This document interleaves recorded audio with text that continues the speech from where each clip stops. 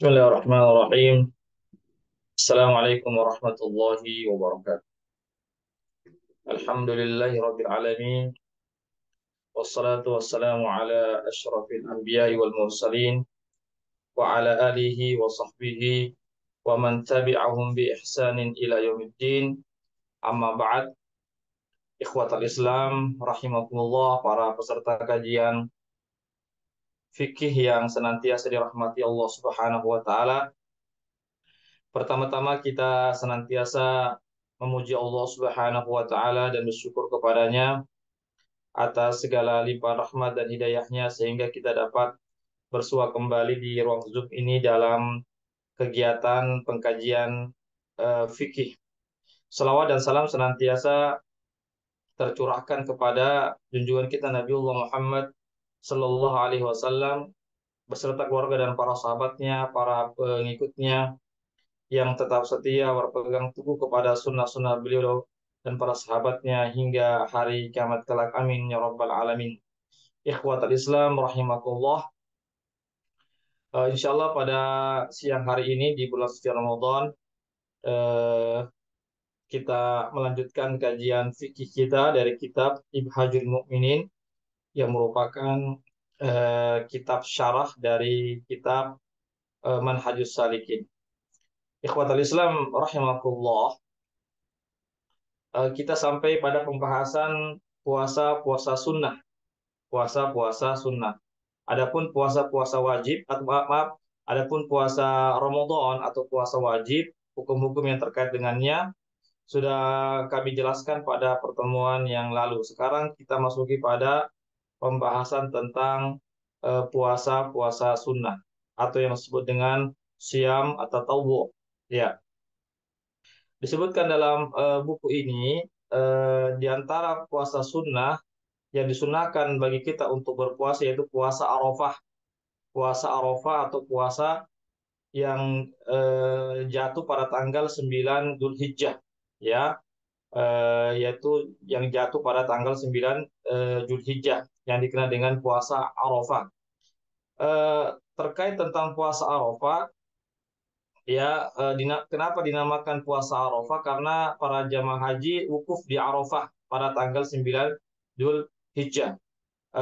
Tentu orang yang wukuf atau jemaah haji yang wukuf di Arafah tentu begitu banyak pahala-pahala yang didapatkan, bahkan dosa-dosa mereka diampunkan oleh Allah Subhanahu wa taala. Maka bagi yang tidak berhaji pun demikian, mendapatkan juga ampunan dari Allah Subhanahu wa taala, yaitu dengan jalan berpuasa di tanggal 9 tersebut bagi yang tidak melaksanakan ibadah haji. Berkaitan tentang ini ada hadis Rasulullah SAW yang menunjukkan tentang keutamaan berpuasa Arafah bagi yang tidak melaksanakan ibadah haji. Sebagaimana hadis Rasulullah SAW, bahwasanya beliau pernah ditanya tentang keutamaan puasa Arafah, maka beliau mengatakan yukaffiru sanatal madiyah wal baqiyah. Puasa Arafah itu dapat menghapuskan dosa setahun yang lalu dan setahun yang akan datang. Luar biasa ya, 2 tahun, selama 2 tahun dosa kita diampunkan, eh, setahun yang lalu dosa kita diampunkan, dan tahun depan juga dosa kita diampunkan oleh Allah Subhanahu wa taala. Padahal kita berpuasa hanya 1 hari saja, tetapi begitu banyak dosa-dosa yang dosa-dosa kita diampunkan oleh Allah Subhanahu wa taala, yaitu selama 2 tahun. Ini sangat merupakan satu nikmat anugerah dari Allah Subhanahu wa taala yang harus kita gunakan dengan sebaik-baiknya. Ya, ikhwatal Islam azakumullah. Ya, jadi puasa Arafah ini adalah hari Arafah adalah hari yang sangat mulia.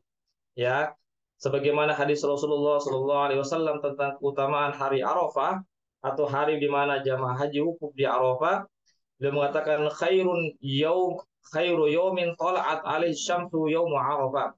Jadi sebaik-baik hari yang mana matahari terbit pada hari itu adalah hari Arafah. Jadi hari Arafah adalah hari yang mana pada pagi atau pada siang hari itu adalah hari yang sangat baik, yang lebih utama dibandingkan dengan hari-hari yang lainnya. Ya, kalau Lailatul Qadar itu malamnya yang lebih baik. Adapun kalau apa namanya? Adapun kalau hari Arafah itu siang harinya. Karena orang wukuf itu di siang hari ya. Dari wukuf orang dari sejak apa namanya? Tergelincir matahari sampai menjelang subuh atau sebelum masuk subuh di tanggal ke-10. Ikhwatal Islam azakullah, atau yang disunahkan yaitu setelah maghrib tanggal 9 berakhir, maka disunahkan untuk berangkat ke Musdalifah. Itulah waktu Arafah ya, hari yang sangat baik dibandingkan dengan hari-hari yang lainnya.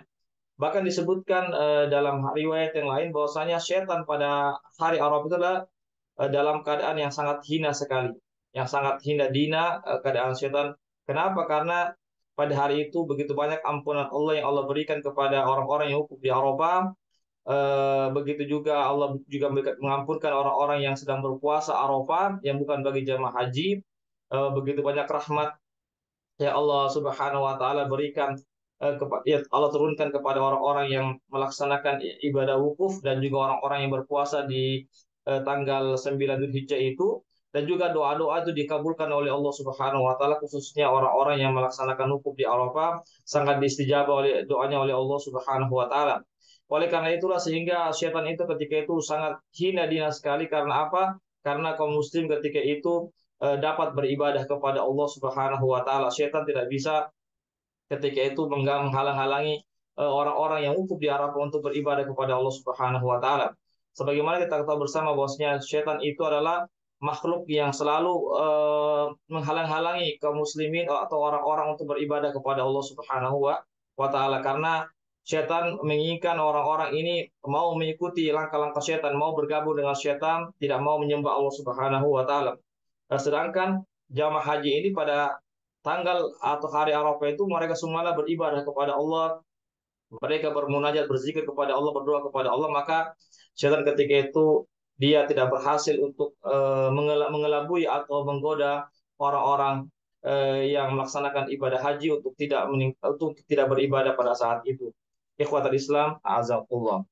Karena hari Arafah ini adalah hari yang sangat mulia dan kaum muslimin tentunya diperintahkan untuk beribadah, khususnya bagi orang yang melaksanakan ibadah haji.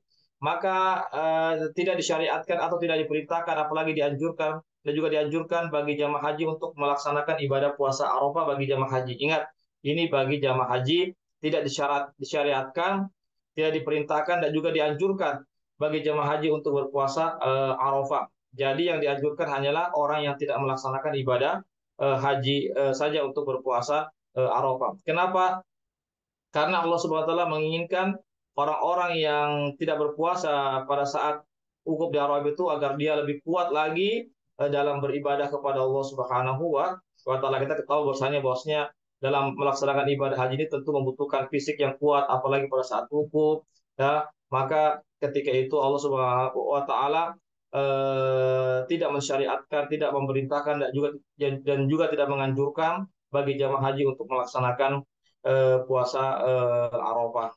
Ikhwatan Islam azakullah.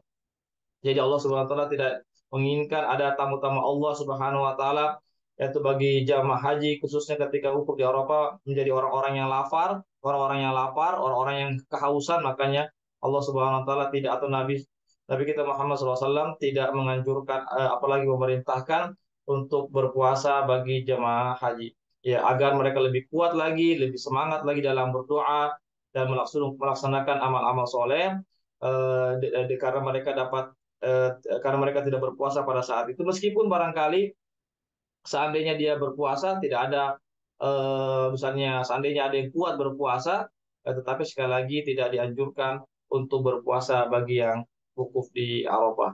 Ikhwatal Islam azakumullah. Tentang dosa apa saja yang dihapuskan, ulama berbeda pendapat. Ada yang mengatakan yang dihapuskan itu hanya dosa-dosa kecil saja. Adapun dosa-dosa besar itu harus dengan tobat.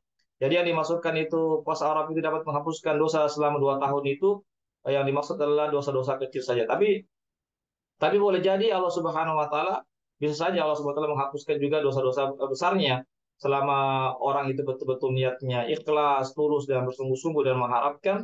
Boleh jadi dosa-dosanya juga yang besar juga diampunkan oleh Allah Subhanahu wa taala. Ikhwatal Islam azakumullah, intinya adalah selama kita punya kemampuan untuk berpuasa Arafah, tidak ada halangan-halangan yang lainnya, maka hendaklah kita berpuasa Arafah satu hari saja, tetapi begitu besar pahalanya, yaitu dapat menghapuskan dosa selama 2 tahun. Yang kedua, ikhwatal Islam azakumullah, puasa-puasa sunnah yang disunahkan bagi kita adalah berpuasa Asyura namanya. Puasa Asyura yaitu pada tanggal 10 Muharram.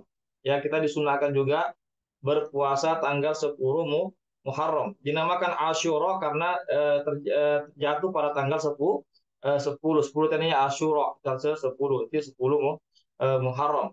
Ikhwatal Islam azakumullah. Ya, ada beberapa hadis ya yang menyebutkan tentang puasa Asyura, bahwasanya orang-orang Quraisy itu, orang-orang Quraisy Mekah itu sebelum Islam mereka sudah melakukan puasa Asyura. Disebutkan dalam riwayat hadis bahwasanya orang-orang musyrik Mekah itu mereka melakukan puasa Asyura sebelum masuk ke dalam Islam.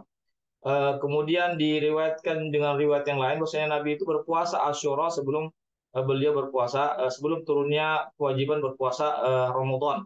Ya. Kemudian ada riwayat lain mengatakan bahwasanya Nabi itu belum pernah melaksanakan puasa Asyura sampai beliau datang ke Madinah dan lalu mendapatkan orang-orang Yahudi itu berpuasa Asyura pada saat itu. Maka Nabi pun berpuasa dan memerintahkan para sahabatnya untuk berpuasa Asyura. Itu riwayat lain. Ada juga riwayat lain mengatakan bahwasanya puasa Asyura itu awalnya difardukan, diwajibkan bagi seluruh kaum muslimin itu pada tahun pertama Hijriah. Ya, pada tahun 1 Hijriah diwajibkan puasa Asyura, namun ketika tahun kedua turun ayat perintah untuk puasa Ramadan, maka puasa Asyura berubah hukumnya menjadi sunnah, yang tadinya awalnya adalah dia wajib lalu berubah menjadi sunnah. Ikhwatal Islam azakumullah. Yaitu terkait dengan puasa Asyura, itu tanggal 10 Asyura. Jadi ada hal-hal yang terkait tentang hari Asyura ini. Ada dua kelompok yang ekstrim ya, yaitu kelompok Syiah Rafidhah. Ya, kelompok Syiah ekstrim ini ada yang yaitu mereka melakukan perkara-perkara yang tidak dibenarkan dalam syariat Islam. Itu apa? Dia menjadikan puasa pada hari Asyura itu tanggal 10 Muharram itu hari berkabung, hari naas, yaitu dia bersedih, dia menampar-nampar pipinya, melukai wajahnya dan seterusnya, merobek-robek bajunya karena pada hari itu bertepatan juga terbunuhnya Hussein, ya cucu Rasulullah Shallallahu Alaihi Wasallam, anak daripada Fatimah Az-Zahra, yaitu Al Hussein itu terbunuh pada tanggal 10 Asyura. Tetapi sekali lagi ini bukan syariat Islam, yaitu melakukan perkabungan, lalu menamakan hari duka cita, hari berkabung dan seterusnya, apalagi sampai menampar-nampar pipi, merusak-rusak, melukai tubuh dan seterusnya, itu bukan syariat Islam, karena Nabi kita Muhammad SAW dan para sahabatnya tidak pernah melakukan hal-hal demikian. Begitu juga para ulama salafus soleh tidak pernah melakukan demikian. Kemudian ada juga kelompok yang ekstrim yang lainnya, yaitu kelompok Khawarij ya, kelompok Khawarij yang mana menjadikan tanggal 10 itu hari-hari bersenang-senang, ya hari bersenang senang. Mereka ya memakai pakaian yang indah, memakai pakaian yang bagus, ia berhias dan seterusnya. Ini juga tidak ada dalilnya dari Rasulullah Shallallahu Alaihi Wasallam. Yang ada dalilnya adalah berpuasa pada tanggal 10 Asyura, itu yang ada dalilnya ya tentang puasa Asyura. Ya, adapun tadi dua kelompok itu yang ekstrim kan dan ekstrim kiri itu melakukan hal-hal yang mana tidak ada tuntunannya dari Rasulullah Shallallahu Alaihi Wasallam, tidak tuntunannya dari para sahabat Rasulullah SAW atau para salafus soleh atau para tabiin. Allahu a'lam bishawab. Kemudian di akhir hayat Rasulullah SAW, maka beliau pun ketika ada sahabat mengatakan, ya Rasulullah, umat Yahudi juga berpuasa juga tanggal 10 Asyura, maka dia mengatakan, seandainya saya masih hidup tahun depan, maka saya akan berpuasa tanggal 9 dan tanggal 10. Ya, untuk menyelisihi umat Yahudi. Ya, untuk menyelisihi umat ya Yahudi, maka kita disunahkan untuk berpuasa tanggal 9 dan tanggal 10, atau tanggal 10 dan tanggal 11, ya, untuk menyelisihi umat Yahudi, karena umat Yahudi juga berpuasa tanggal 10. Jadi kesimpulannya adalah sebaiknya kalau kita berpuasa 9, 10 atau 10, 11, ya. Tapi seandainya juga kita berpuasa tanggal 10, maka itu diperbolehkan, meskipun ada ulama mengatakan dimakruhkan kalau hanya tanggal 10 karena menyerupai umat Yahudi. Ini terjadi perbedaan pendapat para ulama tentang hukum berpuasa tanggal 10 Asyur. Tapi berdasarkan dari kitab ini menunjukkan bahwasanya diperbolehkan, bahkan dianjurkan berpuasa tanggal 10 Asyura atau tanggal 10 Muharram. Namun yang lebih utama jika kita berpuasa tanggal 9 dan 10, atau 10 dan 11. Yang ketiga adalah di antara puasa-puasa sunnah adalah puasa hari Senin dan Kamis. Ya, ini juga disunahkan, ya, puasa hari Senin dan Kamis. Hal ini berdasarkan daripada sabda Rasulullah SAW.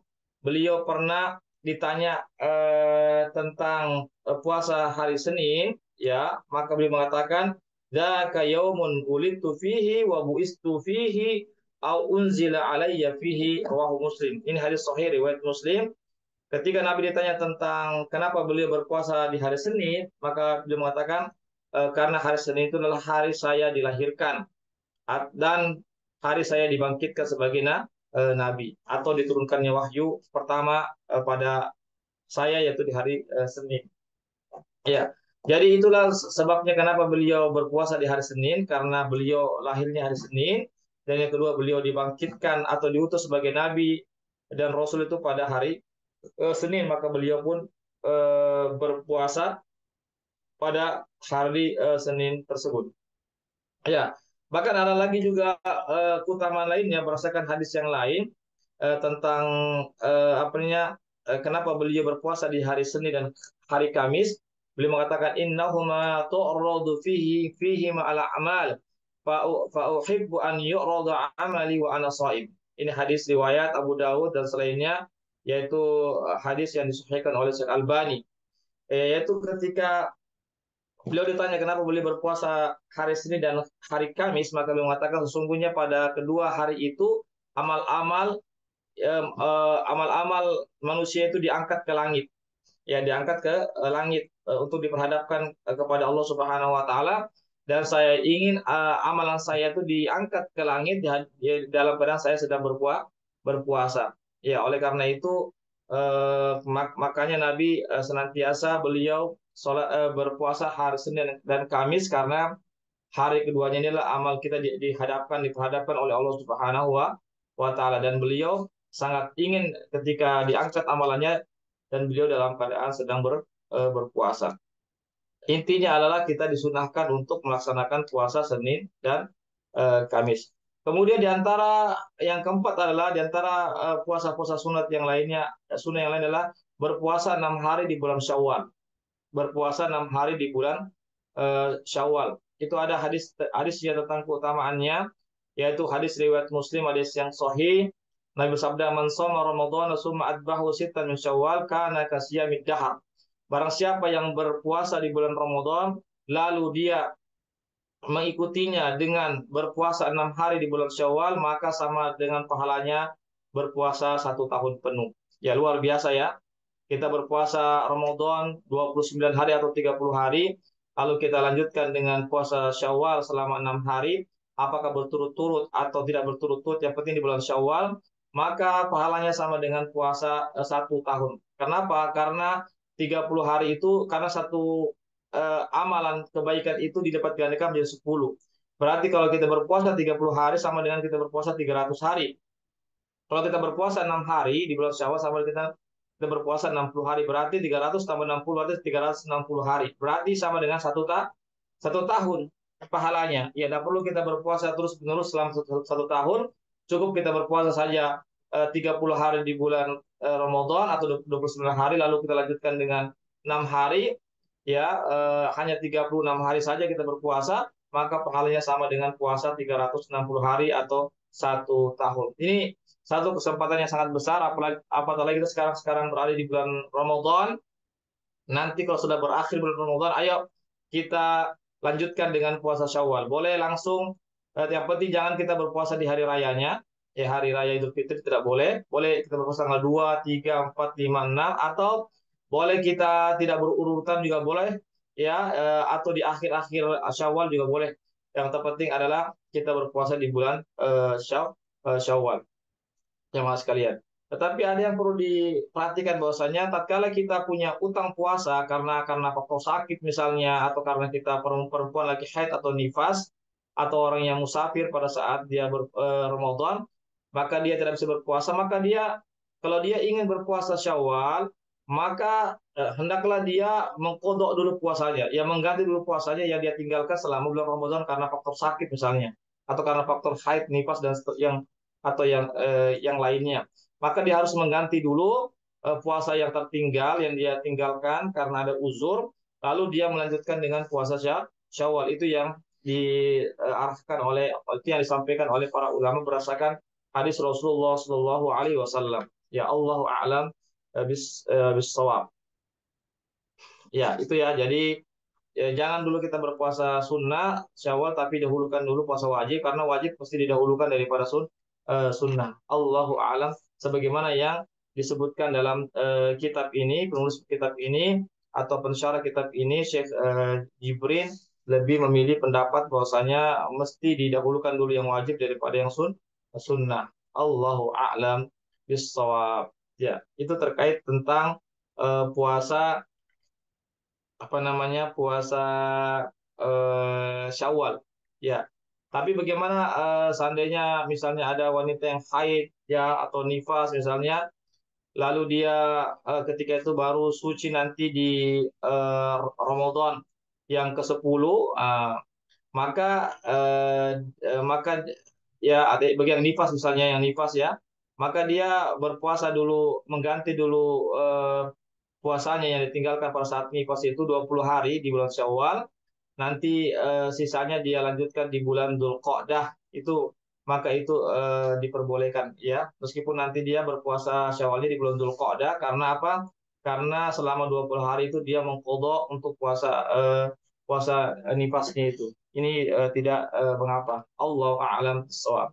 Kemudian di antara juga puasa sunnah adalah puasa 3 hari dalam sebulan, yang dikenal dengan puasa putih, ya, puasa putih, ya, puasa selama 3 hari itu pada 13, tanggal 13, 14, 15. Ketika bulan itu pada malam hari itu bulan purnama, ya, maka dikatakan dia puasa putih karena bulan itu pada itu sangat cahayanya sangat putih sekali, sempurna purnamanya. Ya, ini disebut dengan puasa putih atau ayamul bid, ya, 3 hari dalam sebulan. Namun ulama juga mengatakan boleh, meskipun bukan di tanggal 13, 14, 15 dia berpuasa, boleh di awal-awalnya, boleh di tengahnya, boleh di akhirnya. Yang penting dia selama 3 hari dia berpuasa ayamul bid. Ya, yang penting dia selama 3 hari dia berpuasa putih, tidak mesti harus tanggal 13, 14, 15, meskipun yang idealnya adalah dia berpuasa tanggal 13, 15, sebagaimana hadis Rasulullah Shallallahu Alaihi Wasallam. Abu Zar mengatakan, amarana Rasulullah Shallallahu Alaihi Wasallam an nasuma min asyhari salasata ayyam, salasa asyarata wa arba'ata asyarata wa khamsa asyarata. Hadis riwayat An-Nasai dan Tirmidzi. Ini hadis dihasankan oleh Imam At-Tirmidzi. Bahwasanya Abu Zar pernah berkata, kami telah diperintahkan oleh Rasulullah Shallallahu Alaihi Wasallam untuk berpuasa dalam sebulan 3 hari, ya, yaitu tanggal 13, 14, dan 15. Ini maksudnya bulan Hijriah, ya, bukan bulan Masehi. Bulan Masehi tanggal 13, 14, 15 di bulan Hijriah, bukan di bulan Masehi, karena pada tanggal itu, 3 hari itu, bulan memiliki cahaya yang sangat sempurna, itu purnamanya. Allahu a'lam bisawab. Ya, ini tentang keutamaan puasa putih atau puasa ayamu albid. Tapi sekali lagi, kalau ada yang tidak bisa tanggal 13, 15, maka dia bisa di awal-awalnya di berpuasa atau di akhirnya. Ya, sebagaimana Ibnu Umar, bahwasanya beliau ya, berpuasa putih itu di awal syahar, di awal bulan, bukan di tengah bulan. Sehingga ada yang mengatakan, kenapa engkau tidak menunggu berpuasa nanti di tengah bulan ketika bulan purnama? Maka beliau mengatakan, apakah saya mengetahui bahwasanya akan bisa bertemu dengan hari-hari tersebut? Artinya namanya ajal, kata beliau, tidak tahu. Makanya beliau menyegerakan puasa putih itu di awal bulan, bukan di tengah bulan. Ya, jadi hukum asalnya puasa putih itu di tengah bulan, tapi boleh kita kerjakan di awal bulan atau di akhir bulan. Allahu a'lam bishawab. Kemudian yang keenam adalah di antara puasa sunnah yang dianjurkan adalah puasa Daud. Ya, puasa Nabi Daud, yaitu puasa sehari puasa, sehari tidak. Sehari puasa artinya selang-seling. Inilah puasa yang paling tinggi ya, puasa Daud. Adapun puasa setiap hari, ya namanya puasa setiap hari selama setahun itu tidak diperbenarkan, tidak diperbolehkan. Jadi puasa yang paling tinggi, yang paling utama adalah puasa Nabi Daud, yaitu sehari puasa, sehari tidak, sehari puasa, sehari tidak. Ya, sebagaimana Nabi mewasiatkan kepada Abdullah bin Amr bin As, yang mana Abdullah bin Amr bin Aus ini adalah orang yang kuat berpuasa, maka Nabi mewasiatkan kepadanya, hendaklah engkau berpuasa satu hari engkau berpuasa, satu hari engkau tidak berpuasa. Lalu beliau mengatakan, hadal siyamu Daud, ini adalah siamnya berpuasanya Nabi Daud. Ya, ini hadis ini terdapat dalam riwayat Bukhari dan Muslim, hadis yang sahih. Maka dengan wasiat ini, maka Abdullah bin Amr bin As, seorang sahabat Nabi pun menjaga wasiat Nabi ini, maka dia selalu berpuasa dalam hidupnya, yaitu berpuasa Daud. Dia luar biasa ya, luar biasa. Eh, ya, artinya luar biasa ini Abdullah ibnu Amr bin As ini ya, beliau artinya senantiasa berpuasa, puasa Daud ya, sehari puasa sehari tidak. Demikianlah ikhwatul Islam azakumullah ya, terkait tentang puasa-puasa sunnah. Di sini ada 6. Ya, mudah-mudahan kita diberikan kekuatan oleh Allah Subhanahu wa taala untuk bisa melaksanakan puasa, apa namanya? Puasa sunnah ini sebaik-baiknya. Ya, silakan kalau ada mau bertanya tentang puasa sunnah.